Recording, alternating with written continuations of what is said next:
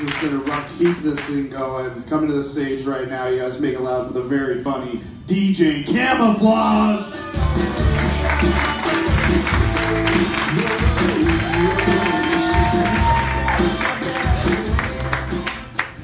All right, Rec Room, Huntington Beach, make some noise up in here. I appreciate it. OC in the building.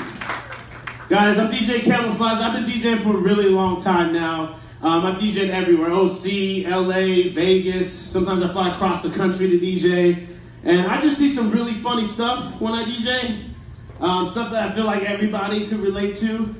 And one of the funniest things I see when I DJ is that girl that's just way too drunk right at the beginning of the night. Like before the club even opens, this girl's just wasted, right? And the best thing about this girl, my favorite thing about this girl is right when she gets in, she comes stumbling in. You don't really know how she got in the first place. And she always has to come straight to me, right? She comes in, she has to go straight to the DJ booth. Because my favorite thing about this girl is she thinks she knows what the club needs for the night. You know, like she should be running this shit. You know, so she always comes to me and she has some mediocre requests, like, oh my God, if you played some Madonna right now, everybody will go fucking crazy. I'm like, okay, thank you, it's a hip-hop night, I appreciate that, that's great. And she always has those 4 friends right there that have to apologize for her. You know, oh my God, I'm so sorry. I'm so sorry, she's drunk, I'm so sorry. It's always the same thing, it's her birthday. It's always her birthday. Right? Because ladies, y'all will be classy 364 days out of the year, but on your birthdays, y'all can give a shit, right? It's like, all bets are off, it's my fucking birthday. And she always wants either, like, well, play Madonna, or, like, she wants girl empowerment songs, like, play some Katy Perry, play some Beyonce, girl empowerment songs. What about guy empowerment songs, right, fellas? That's a myth. There's no guy empowerment songs, because we always feel like we're the shit. And everything that we do, we don't need no help. We're the shit. The closest thing to a guy empowerment song is move, bitch. Get out the way. Get out the way, bitch. Because when you feel like you're the shit, you want the bitch to get out of your way. It only makes sense. By the way, if you walk in the club and the DJ's not on his phone texting, just stay at that club. That's going to be popping for the night. Because the thing is, I do be on my phone, but it's because my friends will text me for my events to come outside and get them, but while I'm on stage. You know, like I'll tell them, like, hey man, I'm going to be performing from this time to this time, and they'll text me during that time to come outside and get them. Like, I guarantee you right now, one of my friends is texting me to come outside and get them. You know, and that's the thing, I get it. They're trying to keep up with me. They're trying to come to my show to see my best interest. But I just always wonder, like, does that carry on into the future? You know, like the people who have made it.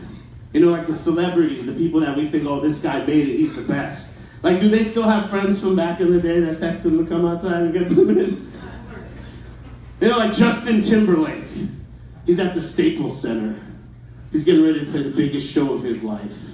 There's so many people there. He's standing behind the curtain. He's like, oh my God. He peeks his head off behind the curtain. He's like, so many people here. This is the biggest show of my life. I can't believe it. This is the biggest show of my life. And he goes to step out. His phone goes off. Hey, fag, we're outside. Come get us.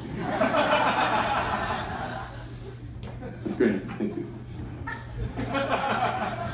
And my friends are extra special. They don't need me to just come outside and get them. They need help because they don't ever have their ID with them. You know, everybody has that friend who never has their fucking ID with them. Like, hey man, I'm outside, come and get me. I don't got my ID though. Right? Or like they need something else. Hey man, come outside and get me. I'm with my girl. She's only 20. Or my Mexican friends. Hey man, I got my green card and a copy of my ID. Come outside and get me, bro. Come on, fool, I'm not even gonna drink. Just come get me. Okay.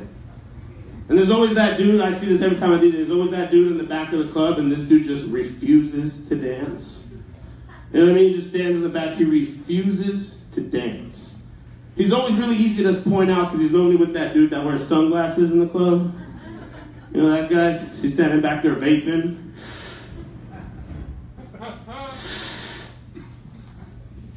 And the thing about this guy is this guy refuses to dance unless he needs to get across the dance floor for something.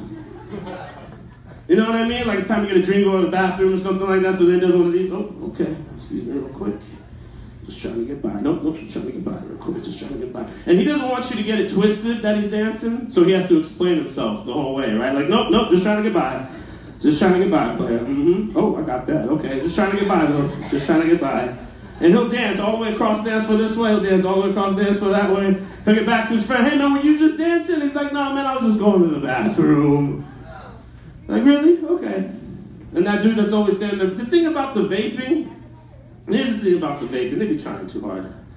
Okay, because remember back in the day with the cigarettes? The argument with cigarettes was like it made you look cool.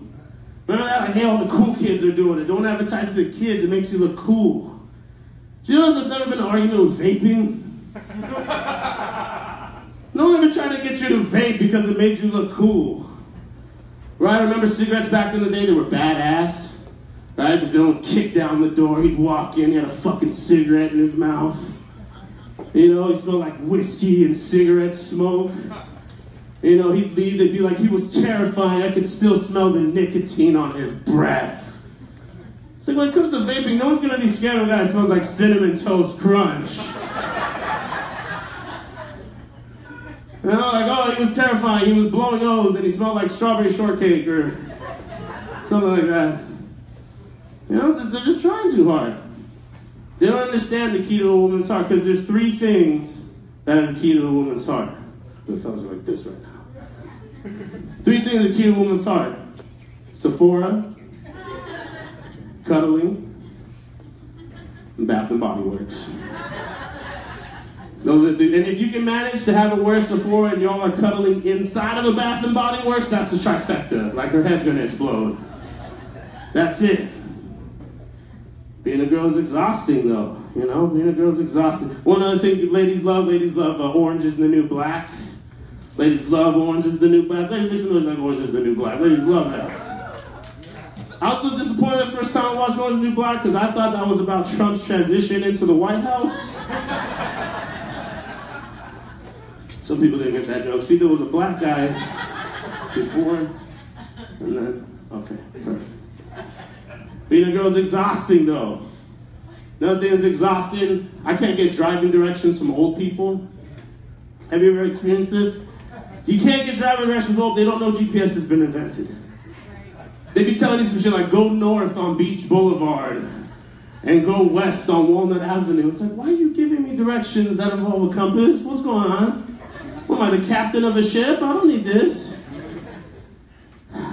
You know, one thing as I was talking about, the political divide is big in this country right now, and I can't talk from every standpoint of political divide. There is one standpoint I can talk from, and that's immigrants, right?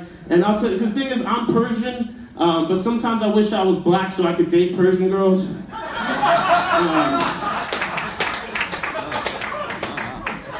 But the thing is, when it comes to immigrants, it's not better, it's not worse. Like, when it comes to immigrants and white people, it's not better, it's not worse, it's just different. And one thing that's different with immigrants is we know where we're from. Have you experienced, like, you talk to, hey man, where you from? Talk to an immigrant, oh, I'm Mexican. Oh, I'm from India. Hey man, where you from? Oh, I'm from Morocco. White people, they never know where they're from. You ever ask white people where they're from? They know where their dogs are from. White people know where their dogs are from, they don't know where they're from. Like, hey, a white person, what kind of dog is that? Oh, this is a German Shepherd Rottweiler mixed with a Husky, Siberian, a Maltese. I got all the papers. I can trace him back to his great guy. He's a rescue. He's a rescue. I go, where are you from? Well, I don't know. They either don't know or they got to give you that long, drawn-out answer. You know, I'm English, Irish, Italian, Dutch, German. Oh, man. I got to do a geography lesson just to figure out where you're from. It's like sometimes I feel like I ask white people where they're from and I end up in an episode of Animaniacs. You know, like, hey man, where you from? Well, United States, Canada, Mexico, Panama, banana. Hey guys, I'm DJ Kamoflage. I appreciate you guys coming out to this rec room. Hell yeah, thank you guys very, very much. I got a lot of stuff coming up. Keep up with me, I'm DJ Kamoflage. We got a lot more great comics coming up. And the headliner, Omid Singh. Hang out. Thank you guys. Keep it going for DJ Kamoflage.